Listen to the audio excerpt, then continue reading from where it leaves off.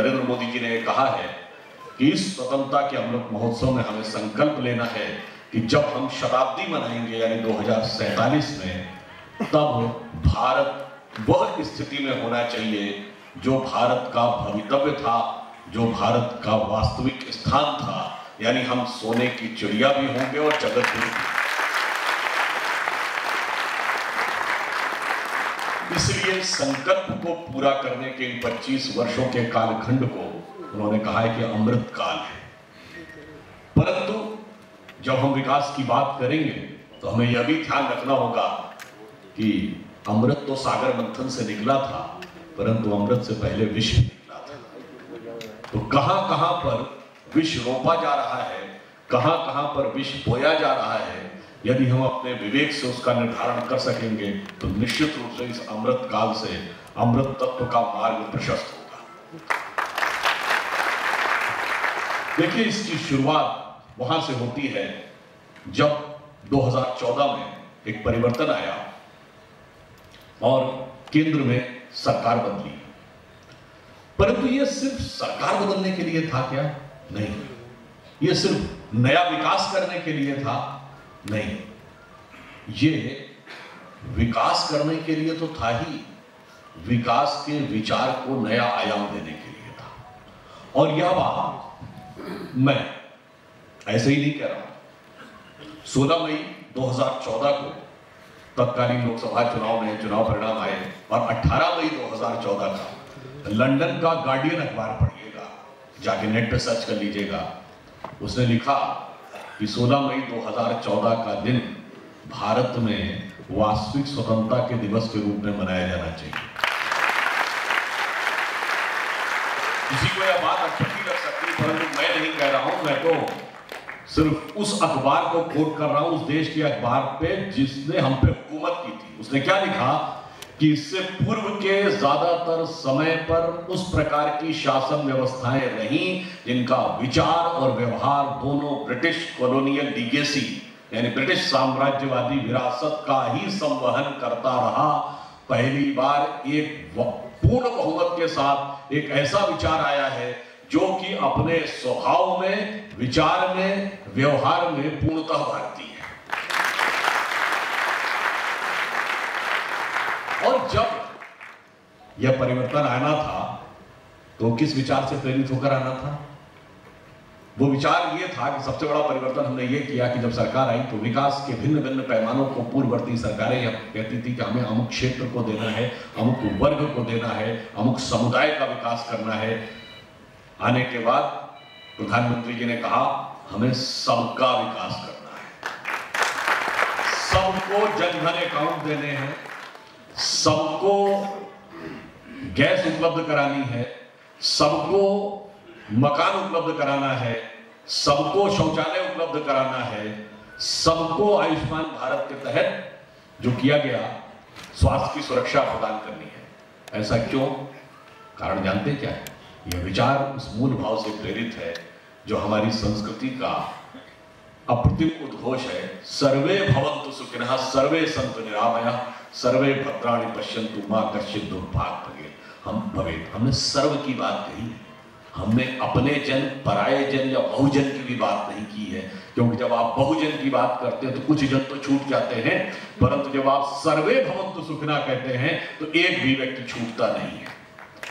इसलिए विचार विकास का पहला इस धारणा से प्रेरित था जो पूर्ववर्ती विकास की अवधारणाओं से अलग था कि अब सबको सब कुछ देना है। अब दूसरा, आपको याद हो अगर 15 अगस्त 2014 को जो पहला उद्बोधन था उसमें एक दो विषय ऐसे थे जिसका कि उस समय के पत्रकारों ने, राजनीतिक विश्लेषकों ने और राजनीतिक पंडितों ने ये कह के आलोचना की थी, ये क्या बोल रहे हैं, तो नॉन पॉलिटिकल इशू है। जो उन्होंने क्या बोला था, स्वच्छ भारत अभियान, एक जनधन योजना बनी थी, एक स्वच्छ भारत अभियान और बेटी बचाओ बेटी पढ़ाओ। उन्होंने कहा तो नॉन पॉलिटिकल इशू है, स्वच्छ भारत, स्वच्छता का कोई राजनीति से मतलब थोड़ी है, बेटी बचाओ बेटी पढ़ाओ कोई राजनीति का विषय थोड़ी है। परंतु हमने कहा कि हम सत्ता में सिर्फ सरकार बनाने के लिए नहीं आए थे, समाज बनाने के लिए आए थे। और आपने देखा आज 8 साल के बाद ये परिवर्तन आया कि नहीं, कि पहले हाथ में कोई भी कागज का टुकड़ा रैपर होता था तो कोई बड़ी सहजता से इधर उधर कहीं भी फेंक दिया करता था। आज अगर हम सब कहीं चल रहे होते हैं तो हम देखते हैं, ठिठकते हैं और फिर जाकर किसी उपयुक्त जगह पर निकालते हैं। यह हमारी भूमिका विकास में क्या होनी चाहिए, ये उसका आह्वान था, क्योंकि केवल अकेले सरकार विकास को उस ऊंचाई तक नहीं ले जा सकती जबकि समाज का हर व्यक्ति अपनी भूमिका के अनुसार सहभागिता न कर रहा हो। और जब बेटी बचाओ बेटी पढ़ाओ की बात आई तो आपने देखा कि विगत 8 वर्षों में जो लिंग अनुपात है नवजात बच्चों का, उसमें 29 पॉइंट की बढ़ोतरी हुई। और हरियाणा और राजस्थान जैसे राज्य जहां पर यह अनुपात बड़ा असंतुलित था, अब जो नवजात बच्चों में वह बहुत हद तक संतुलित होता हुआ दिखाई पड़ रहा है। ये एक विचार था, ये एक मानसिकता में बदलाव था जो हमको प्रेरित होकर करना था और हमने उस आह्वान के अनुसार किया। और फिर दूसरी बात देखिए, पूर्व में क्या होता था कि लोग अपेक्षा करते थे कि हमें और चाहिए, हमें और चाहिए। सब्सिडी के सिलेंडर्स की बात होती थी तो 2014 से पहले किसी पॉलिटिकल पार्टी की रैली में कहा गया कि 9 नहीं 12 सिलेंडर चाहिए। यहां पर प्रधानमंत्री जी ने आने के बाद कहा कि यदि जो सक्षम हैं, जो समृद्ध हैं, अगर हो सके तो सब्सिडी छोड़ दें, और 1 करोड़ से अधिक लोगों ने छोड़ दिया। ये हमारी भूमिका थी विकास। किसके लिए छोड़ा? ताकि उन निर्धन गरीब परिवार की उन बहनों के आंखों में धुएं से जो आंसू आते थे और जो प्रदूषण भी होता था, उनसे उनको मुक्ति मिल सके। इसके लिए समाज की सहभागिता आगे आई, हमारे विकास के लिए प्रेरित किया गया और हमने आगे आकर किया। हम ये मानते हैं कि विकास में भारत का हर व्यक्ति नागरिक अपनी भूमिका निभाने के लिए तैयार खड़ा है, बशर्ते कि उसे नेतृत्व की नीयत में साफगोई दिखाई पड़ रही है। जैसे 1965 के युद्ध के समय जैसा बताया कि मेजर जनरल कौशल साहब उस समय भी एक्टिव रूप से उस युद्ध में पार्टिसिपेट किए थे। यदि लाल बहादुर शास्त्री जी ने आह्वान किया था कि कुछ छोड़ दो एक समय का भोजन, उसके बाद यदि कोई उदाहरण होगा कि किसी नेता ने आह्वान किया हो कि छोड़ दो और जनता ने कुछ छोड़ दिया, क्योंकि यह नेतृत्व की नियत के प्रति निष्ठा का एक प्रतीक होता है। फिर मैं आपसे बताना चाहता हूं, जब हम विकास की आगे की बात करते हैं तो मैंने इसलिए कहा कि एक विचार बदलने की बात थी ताकि हम विकासोन्मुख हो सके। अब मैं विकास के एक डायमेंशन में तो आप सभी लोग प्रबुद्ध हैं, आप सारी चीजों से परिचित होंगे कि अगर मैं आपको बताऊं इतनी सड़कें बनी, इतना ट्रेन बने, इतने एयरपोर्ट्स बने, इतनी IITs बनी, इतनी ट्रिपल IITs बनी, इतने IIMs बने, ये कार्य तो अपनी जगह है। देखिए, कोई भी कार्य होते हैं विकास के तो वो 3 प्रकार के कार्य हैं। एक जो सभी सरकारें करती हैं, हमने भी किया, बिजली सड़क पानी ज्यादा बेहतर किया, तेज गति से किया, ईमानदारी से किया, पारदर्शिता के साथ किया, बगैर किसी आरोप के किया, बगैर किसी भेदभाव के किया। दूसरे कार्य वो होते हैं जो पूर्ववर्ती सरकारों ने सोचा, करने का प्रयास किया, पर शायद हिम्मत नहीं कर पाए। उस कार्य में, उस श्रेणी में कौन से कार्य आते हैं? जैसे GST, जैसे सर्जिकल स्ट्राइक। तो दावा करते हैं ना, सोचा, और करने के लिए जो दृढ़ता चाहिए थी, वो दृढ़ता शायद नहीं दिखा पाए। तीसरी श्रेणी में वो कार्य आते हैं जो शायद पहले के लोगों के ध्यान में नहीं है। वो क्या है? देखिए, भारत को यदि विकसित देश बनना था, हमें विकास के ऊंचे सोपान पर पहुंचना था, तो 2 चीजों का सबसे ज्यादा रिक्वायरमेंट होता है ना, इंफ्रास्ट्रक्चर और पावर, बिजली। अब पावर की हमें अगर अपनी रिक्वायरमेंट, एनर्जी की रिक्वायरमेंट्स पूरी करनी है तो मानी हुई बात है कि अगर हम कन्वेंशनल फ्यूल से ही चलेंगे तो बहुत समय लगेगा, और आजकल कार्बन इंप्लीमेंट और इन्वायरमेंटल इश्यूज जैसे आते जा रहे हैं, अनेक प्रकार की बाधाएं थी। तो तुरंत यह विचार हुआ कि देखिए, समस्या और समस्या का समाधान कैसे हो सकता है। यद्यपि आजकल तो पश्चिमी भारत में ही पानी ज्यादा बरस रहा है, परंतु सामान्यतः पश्चिमी भारत का वह हिस्सा जो गुजरात और राजस्थान है, परंतु सूर्य देव का प्रताप बड़ी प्रखरता के साथ दिखता है। जो पूर्वी भारत का हिस्सा है, जिसमें बिहार के आगे आप उड़ीसा, बंगाल और असम में चले जाएं, तो वहां पर पानी बहुत ज्यादा बरसता है, तो बाढ़ की समस्या रहती है। तो अब आप देखिए, विचार ये कि यदि यहां पर सूर्य ज्यादा प्रभावी है तो सोलर एनर्जी के बेसिस इस तरह बनाए जाए और जहां पानी ज्यादा बरसता है वहां ड्रेजिंग करके इनलैंड वाटरवेज की शुरुआत वहां से की जाए। तो हल्दिया वाराणसी से हल्दिया तक पहली बार इनलैंड वाटरवेज की शुरुआत हुई। चलिए यहां तक तो फिर भी सोचा होगा। सोलर एनर्जी में हम बहुत कई गुना आगे बढ़े हैं और 2030 तक हमारा लक्ष्य है कि 40% से ऊपर मोर देन 50% हमारी एनर्जी क्लीन एनर्जी हो जाएगी। परंतु सोलर एनर्जी के लिए इंटरनेशनल सोलर अलायंस बना और उसका केंद्र दिल्ली के पास गुरुग्राम में बना, यह किसी ने नहीं सोचा। दूसरा विचार, हर व्यक्ति को स्वास्थ्य सुविधा मिलनी चाहिए, पर हम स्वास्थ्य के मामले में पश्चिम का अंधानुकरण करने लगे। हम वो सारी वही अंग्रेजी दवाएं खाइए, केमिकल प्रोसेस दवाएं खाइए, फिर उसके अनेक प्रकार के साइड इफेक्ट्स हैं देखिए। जबकि हमारे पास ज्ञान का इतना बड़ा स्रोत था, तो अब क्या हुआ? आयुर्वेद बढ़ाने का तो सोचा होगा, पर WHO में एक ऑर्गेनाइजेशन फॉर कन्वेंशनल मेडिसिन बनेगा और उसका केंद्र भारत में बनेगा, यह किसी ने नहीं सोचा। क्योंकि हमारे पास सबसे ज्यादा स्ट्रक्चर्ड कन्वेंशनल मेडिसिन का वो ज्ञान है और इसमें सहभागिता के लिए हर किसान को, हम अपनी भूमिका की बात कहते हैं ना, यदि वो हर्बल मेडिसिन उगाते हैं तो उसके लिए उनको सुविधा देना, उनको नॉलेज देना, उनको इनिशिएट करना, उनको मोटिवेट करना, वह कार्य भी किया गया। यह विचार किसी ने पूर्व में नहीं सोचा। इसलिए मैं कहने का यह प्रयास करता हूं कि हम वह कार्य भी करें जो बाकियों ने सोचे, वह कार्य भी किए जो दूसरे नहीं सोच पाए। क्योंकि अगर हमें विकास करना है तो थोड़ा सा आउट ऑफ बॉक्स थिंकिंग। दूसरा उदाहरण देता हूं, भारतीय संस्कृति बहुत श्रेष्ठ है, इस बारे में पूर्ववर्ती लोग भी कहते रहे, परंतु श्रेष्ठता का वास्तविक उद्घोष किस रूप में होना चाहिए? अभी आप देखिए, पिछले महीने 2-3 महीने पहले की बात है, जब प्रधानमंत्री जापान गए थे, उनका उद्बोधन आपको ध्यान है? उसमें उन्होंने 2 बातें बोली थी।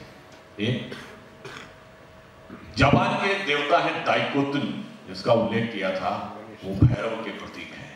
जापान में एक देवी है बैजेंटीन, वो जानते हैं, विद्या की देवी मानी जाती है, हाथ में वीणा है, कमल पे विराजती है। अब कहने की आवश्यकता नहीं है कि वो किसका प्रतीक है। ये हमारा एक प्रभाव वहां तक था और उसके बावजूद इतना ही नहीं, आपको पता है कि इंडोनेशिया वर्ड का मीनिंग क्या है? ग्रीक वर्ड नीसिया है, जिसका अर्थ होता है द्वीप, और इंडो का मतलब भारतीय है। इंडोनेशिया का अर्थ हुआ भारतीय द्वीप। यह हमारा प्रभाव था। यदि आप उत्तर में जाएं तो मंगोलिया की संसद के ऊपर एक बहुत बड़े घोड़े की स्टैचू लगी है। वो वहां घोड़े की सबसे अच्छी ब्रीड मानी जाती है। उस ब्रीड का नाम है कनथक, और कनथक नाम था, जैसे महाराणा प्रताप के घोड़े का नाम चेतक था, भगवान बुद्ध के घोड़े का नाम कनथक था। ये हमारा नाम। और मैंने बताया कि दाइकोतुन इधर तक नजर आते हैं, तो अगर आप देखिए तो आप वेस्ट में जाइए तो अब इसे संयोग ही मान लीजिए, परंतु अमेरिका के मूल निवासियों को क्या कहा जाता है? Red Indian.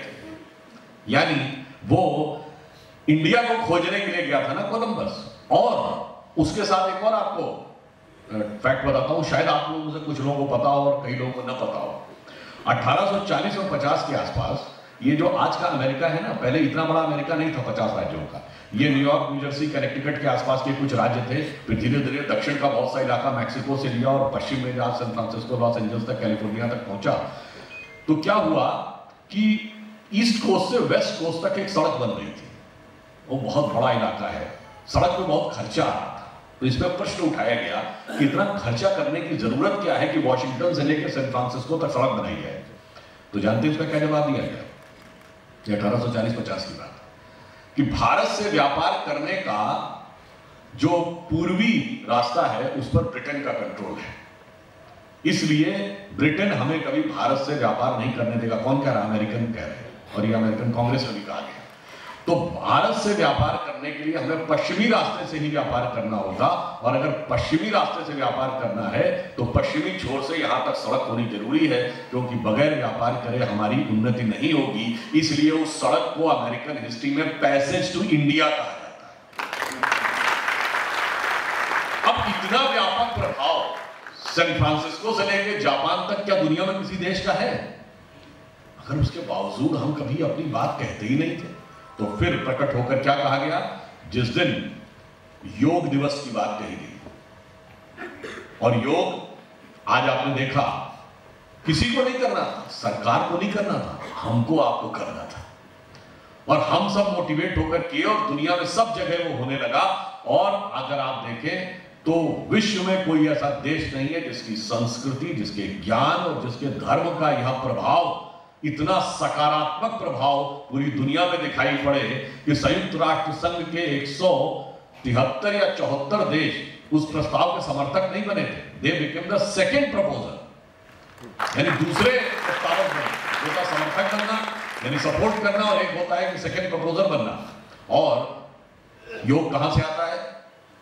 अभी जो श्लोक बोला जा रहा था, ओम अग्निवीणे पुरोहितम यज्ञस्य देवम ऋत्विजम होतारम रत्नघातमम, ये ऋग्वेद का प्रथम श्लोक है। और षट वेदांग में है सांख्य न्याय वैशेषिक योग मीमांसा वेदांत। वहां से स्वास्थ्य का वह प्रभाव दिखाई पड़ता है। इतना बड़ा प्रभाव हमारे पास है। और कभी कोई दुनिया में आपने सुना है कि किसी धर्म ग्रंथ में स्वास्थ्य संबंधी चीजें दिखाई पड़ रही हो और वो ऐसी हो जो सिर्फ कहीं सुनी नहीं हो, अनुभूत की जा सकती हो और हमारे आपके द्वारा प्रतिपादित की जा सकती, वो हमारे यहां दिखाई पड़ता था। तो आपने देखा कि वो एक नए स्वरूप में दिखाई पड़ा। तो ये मैंने सिर्फ ये कहने का प्रयास किया कि वो चीजें कभी किसी ने सोचा नहीं होगा कि इंटरनेशनल योग डे होगा, 170 से अधिक देश उसको समर्थन करेंगे और उसके बाद दुनिया में हर तरफ उसका इतना प्रभाव दिखाई पड़ेगा। परंतु ये तो सोच अपनी जगह, पर इससे ज्यादा बड़ी बात यह है कि विकास में हमारी भूमिका तब सुनिश्चित होगी जब हम विकास की दिशा क्या होनी चाहिए यह भली भांति समझ सकें। यह काम करना सत्ता का काम नहीं, हमारा सोचने का काम। आज कुछ ऐसा विचार हमारा बन गया है कि हमारे बच्चे पढ़ लिख कर प्रोफेशनली बहुत कॉम्पिटेंट होकर बड़ी अच्छी डिग्री लेकर आगे निकल जाएं, बस जीवन की सार्थकता हो गई। पढ़ लिख के बड़े व्यक्ति बन जाएं बस, और चाहे जो करें। अब आप सोचिए, यदि पढ़ना लिखना ही और विकसित होना ही सबसे बड़े उसका प्रतीक है, तो एक पढ़ा लिखा चार्टर्ड अकाउंटेंट याकूब मेनन बन सकता है, डॉक्टर अफजल गुरु बन सकता है, सॉफ्टवेयर को जानने वाला बुरहान वानी बन सकता है। इतना ही नहीं, अगर आप देखें तो अमेरिका में रहकर पायलट की ट्रेनिंग करने वाला, 9/11 करने वाला खालिद शेख और मोहम्मद अट्टा बन सकता है, और आज के अंबानी अडानी से ज्यादा बड़ी संपत्ति रखने वाला अरबपति खरबपति ओसामा बिन लादेन आतंकवादी बन सकता है। तो आप ये समझिए कि पढ़ाई लिखाई और कमाई हमारे लिए विकास की गारंटी नहीं है, और विकास के लिए हमें सोचना होगा कि यदि हमने बिना सोचे समझे सिर्फ विकास पे ध्यान दिया तो वो विनाश की ओर भी ले जा सकता है। और इससे बचने के लिए आवश्यक है कि हम अपने विवेक से उसका इस्तेमाल करें, और यह हमारा आपका दायित्व है। हमें अपनी नई पीढ़ी और हमें अपने बच्चों को यह ध्यान रखना होगा, उन्हें यह बताना होगा कि तुम्हारी ये वास्तविक विकास की दिशा क्या है, तुम्हारी मानसिकता क्या है, और तुम्हारे लिए सही सोच क्या है।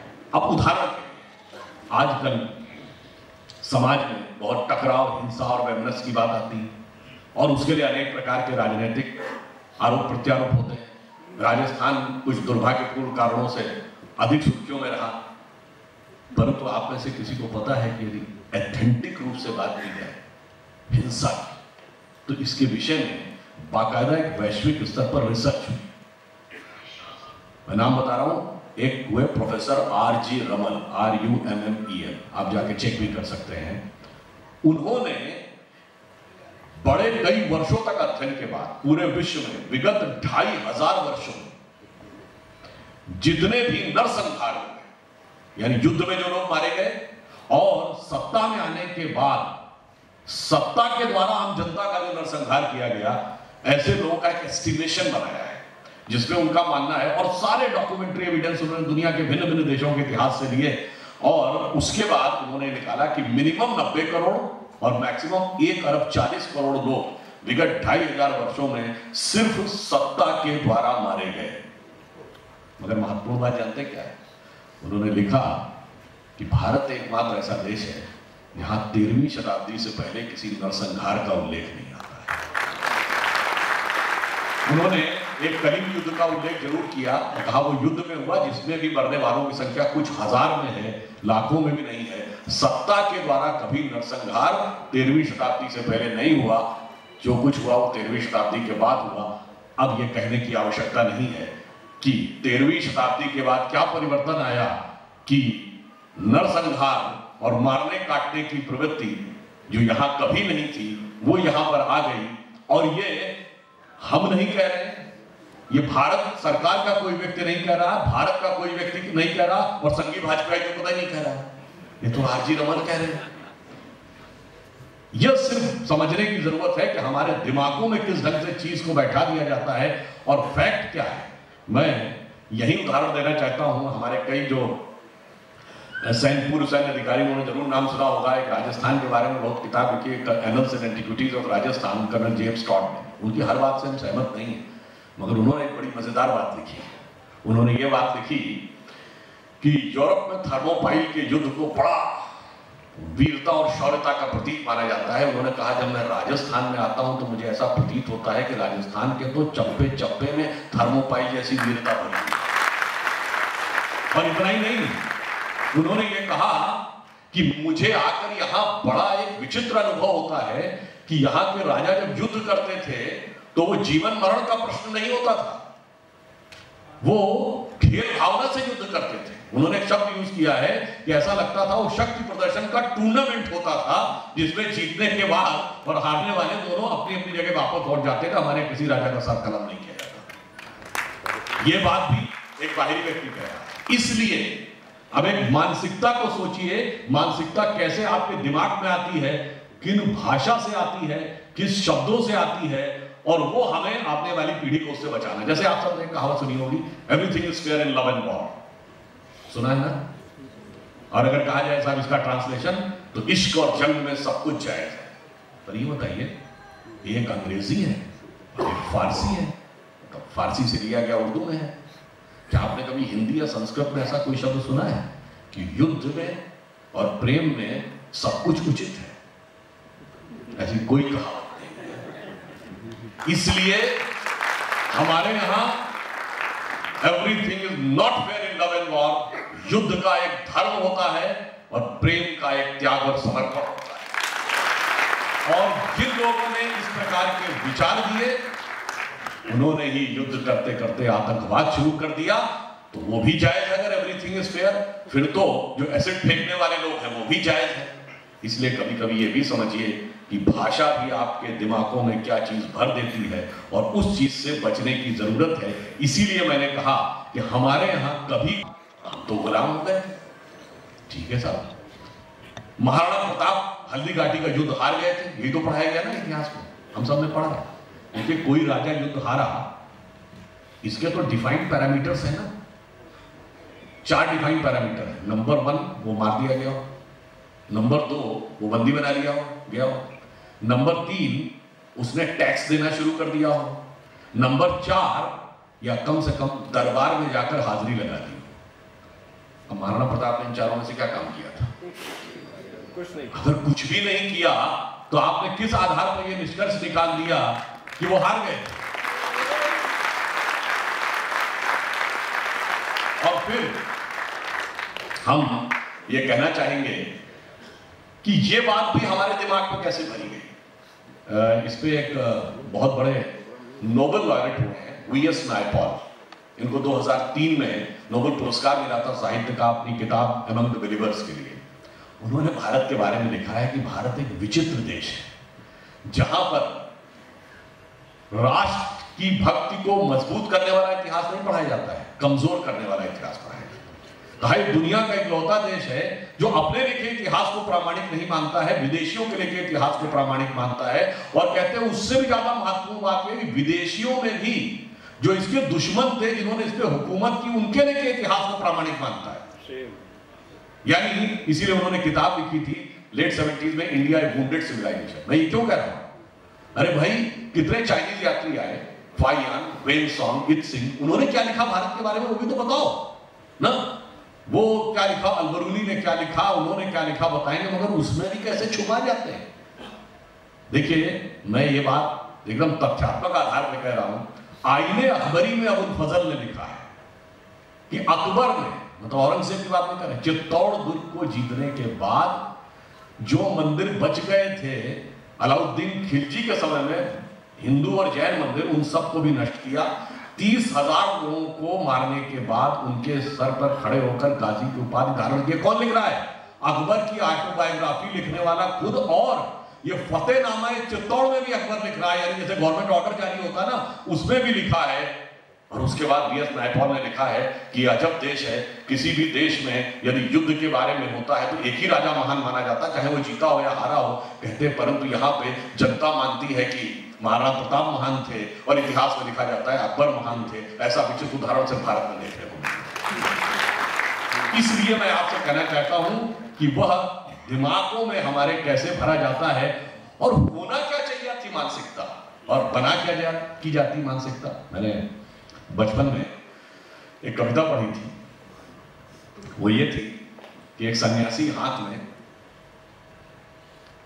थाल में पूजा की सामग्री और फल फूल चढ़ाकर जा रहा है, तो कवि उससे पूछता है कि इधर प्रयाग न गंगा सागर, इधर न रामेश्वर काशी, कहां किधर है तीर्थ तुम्हारा, कहां चले तुम सन्यासी। तो सन्यासी जवाब देता है, मुझे न जाना गंगा सागर, मुझे न रामेश्वर काशी, तीर्थराज चित्तौड़ देखने को मेरी आंखें। यानी भारत के बलिदान और शौर्य का जो प्रतीक था, उसे हमारी कमजोरी बता दिया गया। अभी मेजर जनरल साहब बता रहे थे कि अफगानिस्तान में अमेरिका दुनिया की सबसे sophisticated, technologically advance, most powerful army लेके 1 दशक तक रहने के बाद वापस चला गया। मतलब थोड़ा खराब शब्द लगेगा, मगर मुंह झुकाकर चुपचाप वापस चला गया। उससे पहले रशिया इतनी पावरफुल आर्मी लेके 11 साल रहा, क्यों वापस चला गया? उस देश में जिसके पास अपनी एयरफोर्स नहीं थी, उस देश में जहां ज्यादातर शहरों में इंटरनेट छोड़िए बिजली तक नहीं थी, क्यों नहीं जीत पाए भाई? क्योंकि जैसा उन्होंने बताया कि अल्टीमेटली लड़ाई आत्मबल से जीती जाती है। अमेरिका के पास मशीनरी का एक्सपर्टीज थी, मशीनरी की इंजीनियरिंग थी, उनके पास कॉन्शियस की इंजीनियरिंग थी। हर कदम पे आदमी खड़ा था सर कटाने को तैयार। अगर आप याद करिए तो इस राजस्थान की धरती पर भी कोई इसलिए नहीं जीत पाया क्योंकि एक भी व्यक्ति सर झुकाने को तैयार नहीं था, सर कटाने को तैयार। इसके लिए कहा गया कि जमा सके अधिकार तरी खिलजी लेकर हथियार नहीं, और ठहर सकी इस पर क्षण पर अकबर की भी तलवार नहीं। परंतु इतनी महान परंपरा को आज मैं आपसे पूछूं, एक आदमी ऐसा दिखा सकते हैं जो सर कटा सकता हूं लेकिन सर झुका सकता नहीं ना? हमने पूरी परंपरा खड़ी की, और उसको क्या कहा गया? अरे ये तो कमक्ल होते थे, तो ठग बुद्धि होते थे, इसलिए ये सर झुकाने को तैयार नहीं, कंप्रोमाइज नहीं करते थे, इसलिए मार दिए जाते थे। जनाब ये नहीं होता था। आप सोचिए, जब आज सैटेलाइट, ड्रोन, एटम बम के जमाने में एक फौज के लिए जीतना मुश्किल है, तो तीर तलवार के जमाने में जीतना आसान नहीं था। यह हमारी संघर्ष क्षमता का प्रतीक था, और हमारे दिमागों में वो दूसरे ढंग से बन गया। इसलिए हमें उस विचार से भी लड़ने की बहुत जरूरत है, और हमें इस बात को भी ध्यान रखने की जरूरत है कि हमें किन चीजों से अपने को बाहर निकालना है, जो हमारे दिमागों में बहुत कायदे से धीरे धीरे धीरे करके भर दी जाती। मतलब एक और मैं लाइटर नोट कहता हूं, ये तो हुआ आप कहेंगे युद्ध के बारे में भरा गया, देखिए प्रेम के बारे में क्या भरा जाता है। जब आपने, अब ये युवा पीढ़ी को बहुत बताने की जरूरत है, आज के यंग बच्चों से पूछिए, साहब प्यार मोहब्बत की बात आती तो किसका नाम आता है? लैला मजनू, शीरी फरहाद, सलीम अनारकली, जोधा अकबर, शाहजहां नूरजहां, ये चाचे नाम ध्यान आते हैं ना। जबकि ये फैक्ट है कि एक भी मुगल बादशाह बताइए जिसकी 1.5 दर्जन से कम बीवियां ना रही। अच्छा 1.5 दर्जन से कम तो ऑफिशियल भाई, मतलब दर्जन 1.5 दर्जन से कम, और हरम में 200-300 से कम औरतें न रही। परंतु दिमागों में ऐसा भरा गया कि ऐसे ही लोग एक स्त्री के प्रति समर्पित, एक निष्ठ पवित्र प्रेम के प्रतीक बनकर युवा पीढ़ी के दिमाग में बैठा दिए गए। इस मानसिकता को हमें चेंज करना होगा, तब हम विकास में। क्यों? ये मानसिकता सिर्फ पढ़ने से नहीं होगी, ये 60-70 सालों से बहुत करीने से हमारे दिमाग में भरी गई है, और इस ढंग से भर गई कि हम आप पूछते हैं कोई बात फटाफट यही दिमाग में ध्यान आता है। हाँ, अगर पढ़ना ही है तो मैं दावे के साथ कहता हूं, जो बड़ा ये कहा जाता है ना प्यार मोहब्बत की, इश्क की शेरो शायरी वगैरह हमने भी बहुत पढ़ी है, परंतु कभी पढ़ के तो देखिए हमारे यहाँ का क्या साहित्य है।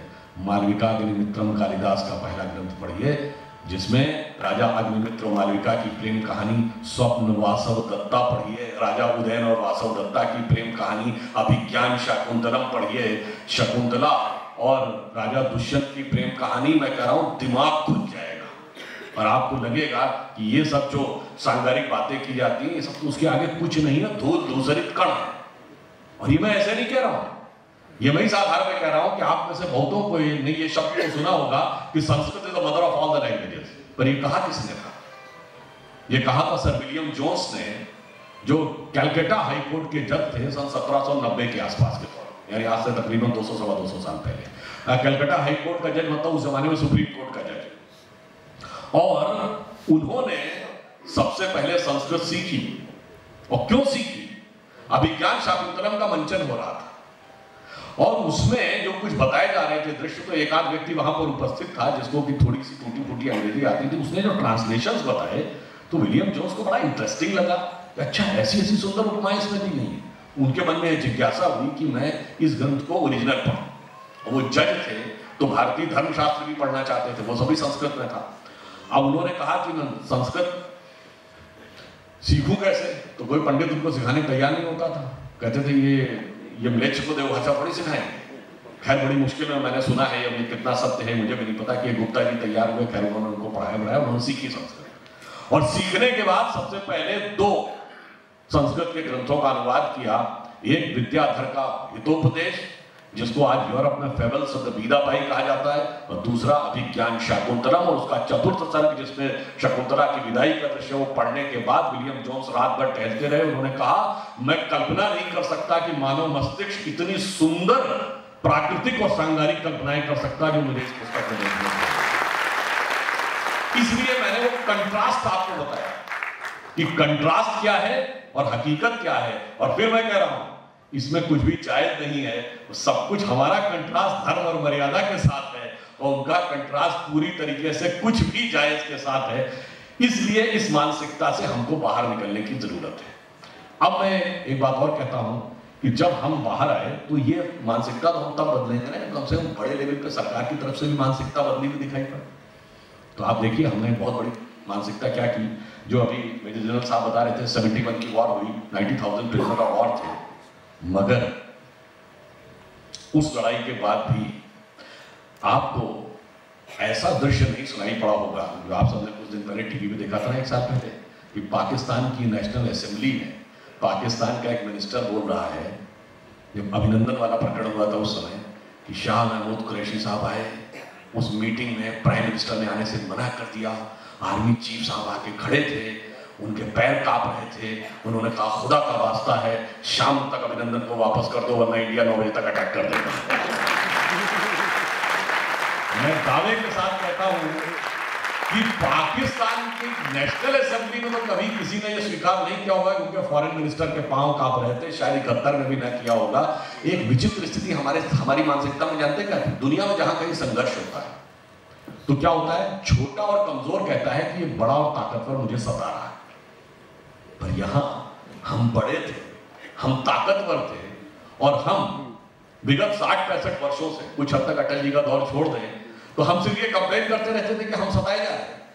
ये विचित्र उदाहरण, हमारे बहुत से सेना के पूर्व सैन्य अधिकारी बैठे हैं, सन 48 की लड़ाई हमारे लिए एक विचित्र उदाहरण थी। सीज फायर हमेशा हारती हुई फौज सीज फायर का डिमांड करती है, हम जीत रहे थे, हमने सीज फायर किया। अब सुनिए, संयुक्त राष्ट्र संघ में कौन जाता है? वो देश जो छोटा है, जो कमजोर है, जिसकी फौज हार रही है। यहां हम बड़े थे, ताकतवर थे, हमारी फौज जीत रही थी, 2 या 3 दिन की बात और थी, सारा पीओके हमारा होता, हम संयुक्त राष्ट्र संघ में चले गए। और इतना ही नहीं, वो डेट याद करिए क्या है, महीना कौन सा है, अक्टूबर-नवंबर 1947। संयुक्त राष्ट्र संघ कब बना? 24 अक्टूबर 1945। उसकी तो कोई रिकॉग्निशन नहीं थी।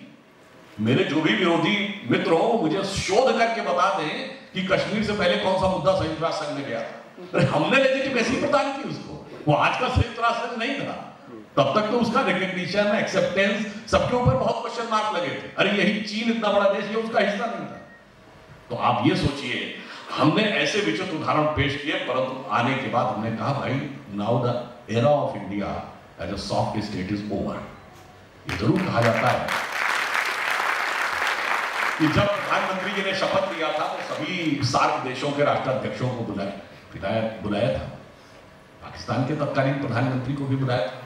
परंतु पिछले 8 साल ये भारत के, स्वतंत्र भारत के इतिहास में एकमात्र 8 साल हैं जब हमने एक बार भी पाकिस्तान से ऑफिशियल बायलैटरल डायलॉग यानी औपचारिक द्विपक्षीय वार्ता नहीं की। और वो मैंने उदाहरण आपको दे दिया इसलिए। और यही एकमात्र ऐसे 8 साल हैं जब बगैर युद्ध के हमने 2 बार सीमा क्रॉस की है और एयर से भी अटैक किया है और उससे भी। क्यों? हम उस महान परंपरा के हैं जो नाग पंचमी पे नागों को भी दूध पिला देते हैं, परंतु जरूरत पड़ने पे राजा जन्मेजय की तरह नाग यज्ञ करने की क्षमता भी रखते हैं। और मैं ये कहता हूं कि जिस दिन बालाकोट वाली घटना हुई थी उसके नेक्स्ट डे प्राइम मिनिस्टर की पहली रैली राजस्थान में थी, चित्तौड़ में। मैं भी उस रैली में था क्योंकि उस समय में राजस्थान में सब प्रभारी था। तो ये भी एक अलग अनुभव था कि आफ्टर दैट इंसिडेंस फर्स्ट जो political appearance of prime minister यहीं पर था। और मुझे मन में भाव आया कि भाई ये प्रेरणा कहां से मिली। देखिए अब भारत शौर्य के साथ आगे बढ़ेगा, गंभीरता के साथ आगे बढ़ेगा, उदारता के साथ आगे बढ़ेगा, पर वीरता के साथ आगे बढ़ेगा। तो मुझे लगता है उसकी प्रेरणा भी इसी धरती से मिलती है। मुझे पंक्ति ध्यान आती है कि कहने को तो राणा के है वंशज कहाते, अब राणा साहेब पौरुषम क्यों नहीं विचारी। अरे जीने के लिए तो मरना सीखना ही होगा प्यारे, कायरता का खून तन मन से उतारिए और आतंक जो मिटाना चाहते हो तो लोग काट मार, कोई एक मारे आप 10-20 मारे।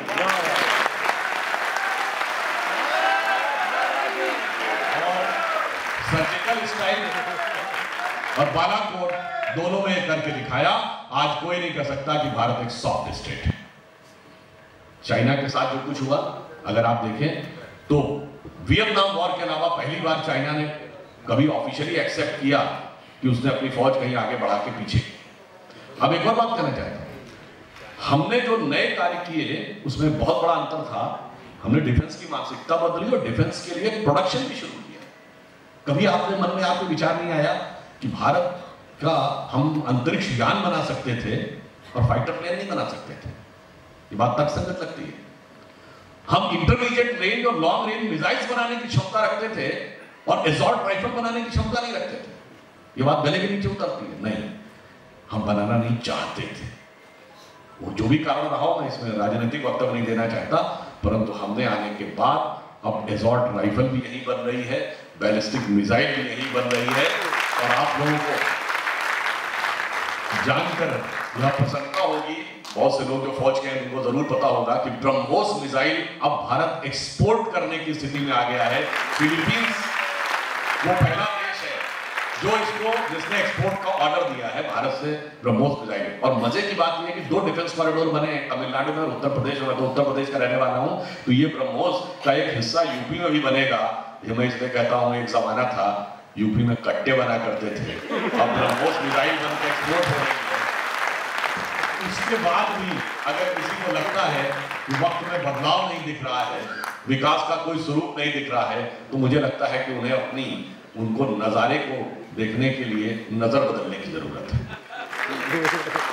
इसलिए मैं आपसे कह रहा हूं कि ये बदलाव। और एक विषय में और भी कहना चाहता हूं कि जब हमारी सोच में बदलाव आए तो एक और बात में हमारी सोच में बदलाव आता है। जब आपसे कभी पूछा जाए तो हम यहाँ मतलब हमें क्या करना है, जब भी भारतीय संस्कृति की बात आए तो आपसे पूछा जाए भाई भारतीय संस्कृति या हिंदू धर्म की कमियां बताइए, कट 8-10 चीजें आदमी बता देगा। क्या है साहब, देखिए ये रूढ़िवादी हैं, अवैज्ञानिक हैं, स्त्रियों के साथ भेदभाव होता था, जाति व्यवस्था है, ये होता था, वो होता था, सब चीजें बता दी है। उनसे मुझे अच्छाई बताइए तो हम बहुत उदार थे, हम बड़े समन्वयवादी थे। तीसरा सेंटेंस ही ध्यान आता है। क्यों? अगर यही सच था, हमारे अंदर सारी बुराइयां ही बुराइयां थी, तो ये तो साइंस का दिया हुआ सिद्धांत है, survival of the fittest. And if you look at the entire global map of the history, among all the great civilizations of the world, east से शुरू करिए, Chinese civilization, Indian civilization, Mesopotamian civilization, Babylonian civilization, Turkish empire, Egypt की civilization, Greece की civilization, आपका British empire, और आज का जो नॉर्थ और साउथ अमेरिका है उसमें इंका, माया, एज़टेक सिविलाइजेशन सब खत्म, सब इतिहास के पन्नों में बंद। They are part of the history, we are the only living civilization. तो हमारे अंदर तो इंटरेस्ट होना चाहिए। तो अटल जी ने बात कही थी कि दुनिया का इतिहास पूछता रोम कहां, यूनान कहां है, घर घर में शुभ अग्नि जगाता वो उन्नत ईरान कहां है, दीप बुझे पश्चिमी गगन के, छाया जब बर्बर अंधियारा, तभी चीर कर तम की छाती चमका हिंदुस्तान। तो आप ये सोचिए, इसका मतलब लॉजिक पे ये क्या काम टेस्ट होने चाहिए, मगर हमें बताया जाता है हम सबसे बुरे हैं। अब इसको भी हमारे दिमागों में कैसे भरा जाता है, ये भी हमें समझने की एक जरूरत है। मैं एक उदाहरण आपको बताना चाहता हूं। अगर आप लोग कभी जाके देखिएगा, एक संस्था है, एक आप नेट पे भी जाके सर्च कर सकते हैं, उसका नाम है sand, science and non duality. उसके ऊपर तो उन्होंने साइंस को और किस ढंग से कॉन्सेप्ट से कनेक्ट किया है, और जैसे ही वो, उसका भारत से कोई कनेक्शन नहीं, और उसको जब आप खोलेंगे उसके फ्रंट पेज पे, जैसे वो मेन वेब पेज खोलेगा, होम पेज, उसके ऊपर जानते क्या लिखा है, Om is equal to MC square. अच्छा, अब आप कहेंगे चलो उन्होंने लिख दिया, इससे क्या होता है। अब मैं आपको उदाहरण देना चाहता हूं कि दुनिया की सबसे बड़ी साइंटिफिक खोज अभी 21वीं सदी की जो हुई है वो सन लेबोरेटरी में हुई है, जिसे गॉड पार्टिकल कहा, उसे हिग्स बोसॉन कहते हैं। उसका वास्तविक नाम हिग्स बोसॉन है, जो दो साइंटिस्टों के नाम पे है, इंग्लैंड के पीटर हिग्स, और बोसॉन शब्द भारत के सत्येंद्र नाथ बोस के नाम पर है। महत्वपूर्ण बात यह है कि उसकी लॉबी में तांडव करते हुए नटराज की वह मूर्ति, शंकर जी की मूर्ति लगी है, और उसके नीचे ऑस्ट्रियन साइंटिस्ट फिट्जे कैपरा का कोट है। फिट्जे कैपरा क्या कहता है कि अब जो विज्ञान ने यह निष्कर्ष पाया है कि ब्रह्मांड का निरंतर सृजन और विध्वंस होता रहता है, The infinite and perpetual creation and destruction of universe is like the cosmic dance of Shiva. इसलिए वहां पर कोड लिखा हुआ है। फिर मैं कह रहा हूं, इसमें ना कोई इंडियन है, ना भारत सरकार का है, ना कोई संघी वाजपेयी है, और फिर भी वहां पे लिखा हुआ है, इतनी बड़ी उदात्त विचार लिखा हुआ है, परंतु हमें क्या बताया जाता है, शिवलिंग में ये प्रॉब्लम है, ये ऐसा था, शंकर जी तो गले में सांप लपेटे रहते थे। अरे भाई, तू उस बुद्धि तक पहुंच जा, उस विचार दृष्टि तक पहुंच जा, उसके बाद कमेंट कर। अगर नहीं है तो बड़े बड़े साइंटिस्टों ने जो लिखा है उसे जाके समझिए कि उन लोगों ने ऐसा कहा। और फिर मैं एक और बात कहता हूं, देखिए साहब, उन्होंने कहा परपीचुअल creation and destruction of universe, यानी ब्रह्मांड के अनेकानेक पुनर्जन्म हो रहे हैं, और उन्होंने कहा ये हिंदू थॉट से मैच खाता है। और जानते हैं ये थॉट आप लोगों ने भी सुना है, वो पढ़ा भी है, ध्यान में नहीं है। बताएं कहां पढ़ा है? जब रामचरितमानस में हनुमान जी रावण के दरबार में पहुंचते हैं तो वो पूछते हैं अपना परिचय दो, तो उसमें एक पंक्ति है जो चौपाई में हनुमान जी का कहते हैं, जासु अंश उपजय गुण खानी अगणित उमा रमा ब्रह्मानी, जिसके अंश मात्र से अगणित ब्रह्मा विष्णु महेश उत्पन्न होते रहते हैं, और जाके बल लवलेश थे जिते हु चराचर था, जिसके बल के लेश मात्र से तुमने संपूर्ण चराचर जगत को जीत लिया है। तासु दूत मैं जा करी हरि आयो प्रियनाथ, मैं उस परम ब्रह्म का दूत हूं जिनकी नारी का तुमने अपहरण कर लिया है। अब आप ये समझिए, परपीचुअल क्रिएशन ऑफ डिस्टेंस। और मैं भी कहता हूं, मैं किसी की धार्मिक भावना हर्ट नहीं करना चाहता, परंतु अगर ब्रह्मांड का निरंतर सृजन विध्वंस हो रहा है और निरंतर ब्रह्मांड का पुनर्जन्म हो रहा है, हम तो ब्रह्मांड के हिस्से, हमारा पुनर्जन्म नहीं होता है। ये बात तर्क संगत है क्या? ये सोचने की बात है, फूड फॉर थॉट। जैसे जिसको नजर आता है कि ये स्ट्रेट लाइन है, अब ये पूरा जो आपका दिखाई पड़ रहा है डाइस की लाइन, ये स्ट्रेट लाइन दिख रही है ना, पर ये स्ट्रेट लाइन है क्या? नहीं, ये तो अर्थ के सर्किल के रेडियस का आर्क है। पर ये कब समझ में आएगा? जब कई हजार किलोमीटर ऊपर जाएंगे तब दिखाई पड़ेगा ये चक्र है, ये स्ट्रेट लाइन नहीं है। इसलिए विराट दृष्टि से देखेंगे तो जीवन का चक्रीय क्रम समझ में आएगा, और वह चक्रीय क्रम सब जगह है। हम श्वास लेते हैं तो चक्र है, हमारा हृदय धड़कता है चक्रीय क्रम में, हमारे हार्ट, लिवर, किडनी सब चक्रीय क्रम में काम करते हैं।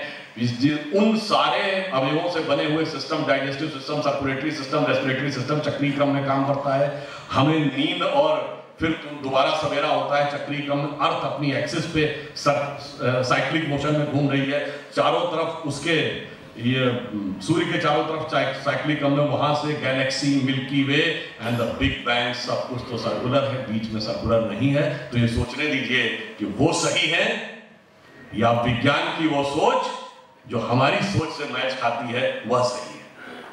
इसके बावजूद हमारे दिमागों में भरा जाता है कि हम जो है वो अवैज्ञानिक। अब मैं ये कहना चाहूंगा थोड़ी सी एक बात, शायद जिन्होंने मैथ्स किसी ने 6ठी 7वीं 8वीं तक तो सभी ने पढ़ा होगा, जानते हो क्यों नहीं समझ पाते हैं? देखिए, जब स्ट्रेट लाइन को सर्किल में कन्वर्ट करना होता है तो रेडियस अगर r है तो सर्कमफ्रेंस का फार्मूला क्या है? 2 पाई r, ठीक, या पाई इंटू डायमीटर। और पाई की वैल्यू क्या है? 22/7, 3.14। सब फिर आप करते चले जाइए, वो अनडिटर्मिनिस्टिक है, उसका एंड कभी नहीं आता है। वो आप 50 पॉइंट ऑफ डेसिमल तक चलते चले जाइए, एंड नहीं आता है। इसका अर्थ क्या होगा? अगर स्ट्रेट लाइन से सर्किल को समझने की कोशिश करोगे तो वो अनडिटर्मिनिस्टिक है। वो आप कभी जाके उसका सब्स्टेंटिव न्यूमेरिक डिटर्मिनेशन कर ही नहीं सकते, बात समझ लो। उसके लिए आपको वृत्त की परिधि पर जाना पड़ेगा, तब आपको समझ में आएगा केंद्र क्या है, त्रिज्या क्या है और परिधि क्या है। अब आप कहेंगे ये बातें विज्ञान की हैं? नहीं साहब, ये बात धर्म की है। कैसे? ये रावण के 10 सिर थे और एक सिर कटता था, दूसरा उगाता था। तो क्या कहा था विभीषण ने? इसकी नाभि पे जाके मारिए, वहां पे अमृत है। यानी वृत्त को नियंत्रित करने के लिए वृत्त के केंद्र में जाना पड़ता है। परिधि पे आप चलते रहिए अनंत काल तक, कभी वृत्त का अंत नहीं मिलता। और इसलिए जो मैंने पहले भी कई बार कहा है कि रावण के 10 ही सिर क्यों थे, 15-20 क्यों नहीं थे? और एक सर कटता था, दूसरा सर क्यों उगाता था? और यदि उसके 10 सिर भी बांध लिए जाए तो उसका नाम दशानन यानी 10 मुख वाला क्यों था? उसको हम 10 शीश भी तो कह सकते थे, 10 ग्रीव भी तो कह सकते थे, 10 कंधर भी तो कह सकते थे, दशोदर भी कह सकते थे, और दशानन ही क्यों कहा? और जब उसका सर कटता तो भगवान ही रोक नहीं पाते थे। ये कहानी नहीं है, ये मैंने आपको जो सर्कमफ्रेंस का फार्मूला बताया उसका एक रिप्रेजेंटेशन है। कैसे? 10 की संख्या इसलिए है कि 10 हमारे शरीर में इंद्रियों की संख्या है, 5 ज्ञानेंद्रियां, 5 कर्मेंद्रियां। और दशानन वो इसलिए है 10 इंद्रियों का खुदा हुआ मुख, 10 इंद्रियों की बहिर्मुखी पिपासा, the extrovert tendency of all the 10 senses. और एक सर कटता है तुरंत दूसरा उगाता है। इस बात का प्रतीक है कि एक आप इंद्रिय की कोई इच्छा पूरी करिए, immediately it will get replaced by other, even not करना। परंतु उस अपरिमित शक्ति को कौन नष्ट करेगा? राम। राम शब्द का क्या अर्थ है? ये रम धातु से बना है, जिससे आपने रमणीक शब्द सुना होगा, रमता जोगी शब्द सुना होगा। रमने का अर्थ होता है किसी चीज, कहते हैं बड़ा मन रमता है तुम्हारा इसमें। रमने का अर्थ होता है सेटिल होगा। राम शब्द का संस्कृत में अर्थ है रमन्ते इत रामा, वह तत्व जिसमें संपूर्ण संसार, संपूर्ण सृष्टि सेटिल्ड है, वो राम है। और वही 10 इंद्रियों की बहिर्मुखी पिपासा को नष्ट करेगी। और राम उत्पन्न कैसे होंगे? राम के पिता क्या नाम है? दशरथ। जब 10 इंद्रियों को रखने की क्षमता आती है तब वह तत्व उत्पन्न होता है जो 10 इंद्रियों की बहिर्मुखी पिपासा को नष्ट करेगा। अब इसीलिए अब दशरथ के 3 ही रानियां क्यों? लोग कहते हैं, फेमिनिस्ट लोग कह रहे हैं 3 रानियां क्यों थी? अरे भाई बताइए 3 क्यों थी? 2 या 4 क्यों नहीं और 1 क्यों नहीं?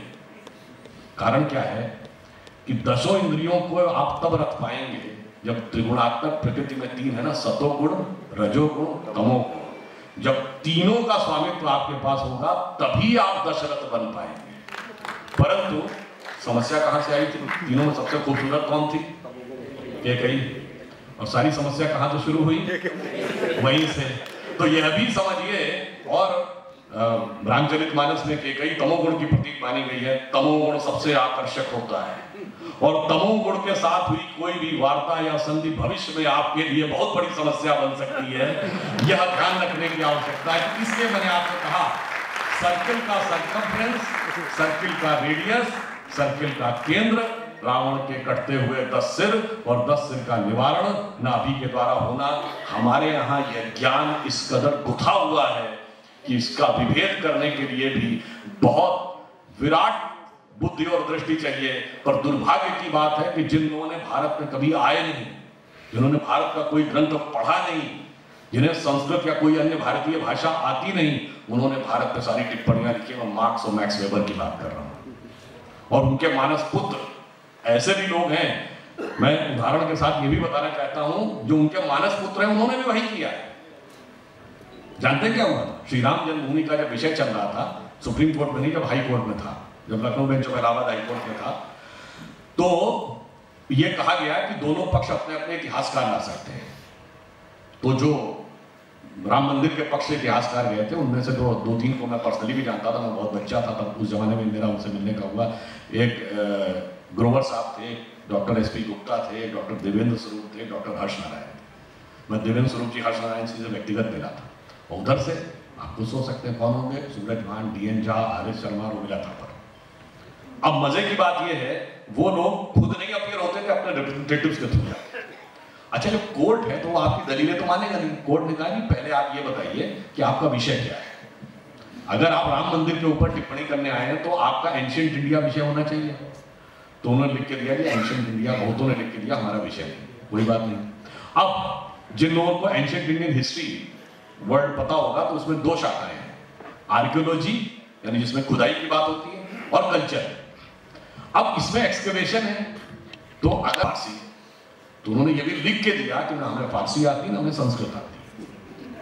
अब देखिए, जबकि हमारे यहाँ को दो लोग ऐसे थे जिनको दोनों भाषाएं आती थी। डॉक्टर हर्ष नारायण को मैं पर्सनली जानता था, उनको फारसी के भी उतने बड़े विद्वान थे, संस्कृत के भी उतने बड़े विद्वान थे। इसलिए जब बाबरी मस्जिद के पक्ष वाले लोग कोई फारसी का अपना डॉक्यूमेंट देते थे और उसका ट्रांसलेशन देते थे, तो डॉक्टर हर्ष नारायण के पास भेजा जाता था कि इसको वेरीफाई करते थे वो, तब वो माना जाता था।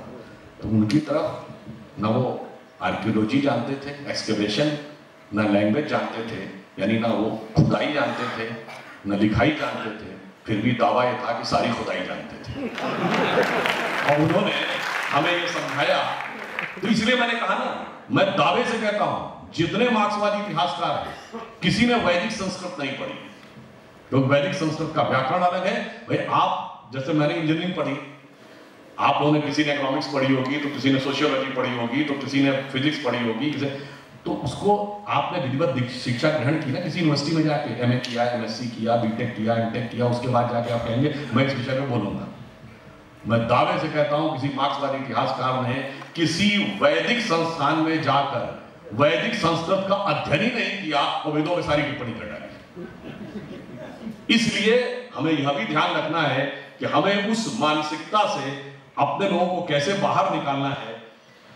तो इसलिए मैंने आपको दो उदाहरण दिए, एक संस्कृति का दिया, एक इतिहास का दिया, और एक विज्ञान का दिया। भारत का विकास तब तक अपने वास्तविक दृश्य तक नहीं पहुंच सकता जब तक विकास इस विवेक के साथ संयुक्त नहीं होगा।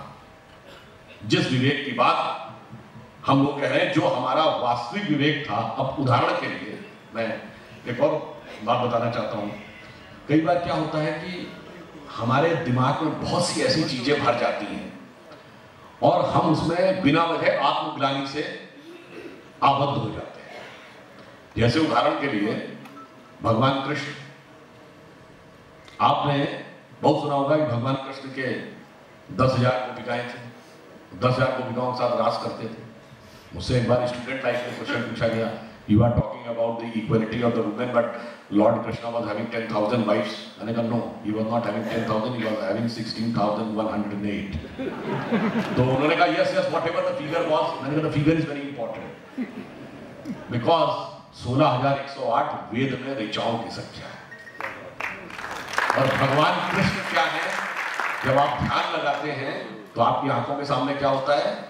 ब्लैक। कृष्ण उसके प्रतीक हैं कि जब आप ध्यान अवस्था में जाएंगे तो किसी भी वेद की एक ऋचा को लेकर आप ध्यान के गहरे अंतर में उतरेंगे तो उसी ब्रह्मानंद की अनुभूति होगी जो किसी दूसरे व्यक्ति को दूसरी ऋचा के माध्यम से हो रही होगी। इसलिए 16,108 ऋचाओं में वही सब कुछ यथावत है। इसलिए 16,108 ऋचा गोपियों के साथ आपको लगता है कि वो विहार कर रहे हैं। और राधा कृष्ण का क्या अर्थ है?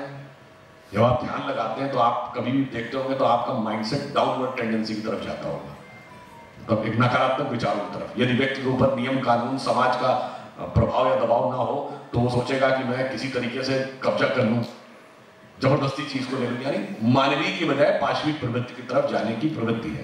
तो जब हम ध्यान करते हैं तो आप देखिए कभी आपका मन स्थिर नहीं रहता, तो ध्यान की जो धारा है वो डाउनवर्ड्स है। और जब आप उस डाउनवर्ड धारा को अपवर्ड कर लेंगे तो धारा का उल्टा क्या है? बस ये राधा कृष्ण का है। और भगवान कृष्ण को सबसे ज्यादा प्रिय क्या है? मक्खन। कृष्ण जन्माष्टमी आने वाली है और वो है क्या? निष्काम कर्म के प्रतीक हैं। अच्छा, वो मक्खन खाते कैसे हैं? हंडिया में से निकाल के नहीं खाते हैं, हंडिया लटकी हुई उसको तोड़ के खाते हैं, और मिट्टी की हंडिया से ही खाते हैं, धातु की हंडिया से नहीं। क्यों? देखिए, जानते क्या है? हमारा मन दूध के समान है और संसार पानी के समान है। दूध और पानी को मिला दिया, सारा दूध पानी में मिलकर बेकार हो जाता है। परंतु यदि आप दूध को स्थिर कर लीजिए तो क्या बन जाता है? दही। फिर उस दही का को मंथन करिए तो क्या बन जाता है? मक्खन या नवनीत। तो जब हम अपने मन को और फिर मक्खन को पानी में डालिए, वो मिलता नहीं है पानी के साथ, उसका सेपरेट आइडेंटिटी बनी रहती है। इसलिए जब हम अपने मन को स्थिर चित्त करके मंथन करने के बाद उस अवस्था में लाते हैं, तब हम निष्काम कर्म के प्रतीक बनते हैं। और वो हंडिया तोड़ते इसलिए है, वो मिट्टी का प्रतीक है, यानी हमारे शरीर का जो आवरण है, सांसारिक आवरण, उसका प्रतीक है। जब तक उस आवरण को आप तोड़ेंगे नहीं, तब तक उस चीज का अनुभूति नहीं कर पाएंगे, तब तक मक्खन मिलेगा। इसलिए मैं कहना चाहता हूं, बहुत से लोगों ने जो अंत हमारे दिमागों में भरा हुआ है, हम इन बातों को समझें तो भारत का विकास वास्तविकता में वहां तक पहुंच पाएगा। तो अंत में मैं सिर्फ ये कहना चाहता हूं कि आपको मैंने सिर्फ थोड़ा सा यह प्रस्तुत करने का प्रयास किया कि कितना विराट ज्ञान है और ढका किसने। जैसे अब आजकल बरसात का सीजन है ना, तो बादल ढक लेता है सूरज को, तो क्या वास्तविकता में बादल सूरज को ढक लेता है? नहीं, सूरज तो अपनी जगह है, हमारे पास उसकी किरण आनी बंद हो जाती है। तो हमें और कुछ नहीं करना है, ये जो काले बादल हमारे दिमागों में छाए गए थे, इसको हमें दूर करना है, और तब नई ज्योति, जहां से शुरू किया था, वो नई ज्योति उदय होगी अटल जी की। और इतने विराट ज्ञान को ऐसे महान लोगों ने, जो घोर अवैज्ञानिक थे, जिनको जिनको ग्रहों की गणना करना नहीं आता था, जो कहते थे धरती के चारों ओर सूर्य घूमता है, उन्होंने हमें अवैज्ञानिक सिद्ध कर दिया। इस पर तो मुझे अटल जी की कविता की वो पंक्ति याद आती है, उसे कहकर समाप्त करता हूं। भरी दोपहरी में अंधियारा, सूरज परछाई से हारा। भरी दोपहरी में अंधियारा, सूरज परछाई से हारा। तो हमें क्या करना है? अंतरतम का नेह निचोड़े, बुझी हुई बाती सुलगाए, यानी जो हमारी परंपरा की बाती बुझ रही थी, आओ मिलकर दिया जलाए। इसलिए स्वतंत्रता के इस अमृत महोत्सव वर्ष में, इस अमृत काल में, जो प्रधानमंत्री जी ने आह्वान किया है कि हमें उस अवस्था तक पहुंचना है, क्योंकि हमारे ये जब विचार आएंगे तो सबका कल्याण करेंगे। तो इसलिए हमारा यज्ञ अभी अधूरा है, पूरा नहीं हुआ है। तो आहुति बाकी, यज्ञ अधूरा, अपनों के विघ्नों ने घेरा। अपने लोग हमारे खिलाफ, उन्हीं को समझाना है। आहुति बाकी, यज्ञ अधूरा, अपनों के विघ्नों ने घेरा। अंतिम जय का अस्त्र बनाने, नवदधीच हड्डियां गलाएं, आओ मिलकर दिया जलाएं। ये कहते हुए मैं अपना विचार समाप्त करता हूं। चूंकि स्वतंत्रता दिवस भी आ रहा है, तो फिर एक पंक्ति, वो भी पुनः अटल जी की है, वही कह के एक और पंक्ति कह देता हूं। स्वतंत्रता को सार्थक करने, बहुत कुछ हमने पाया है, बहुत कुछ खोया भी है। स्वतंत्रता को सार्थक करने कमर कसें, बलिदान करें, जो पाया उसमें खो न जाए, जो खोया उसका ध्यान करें।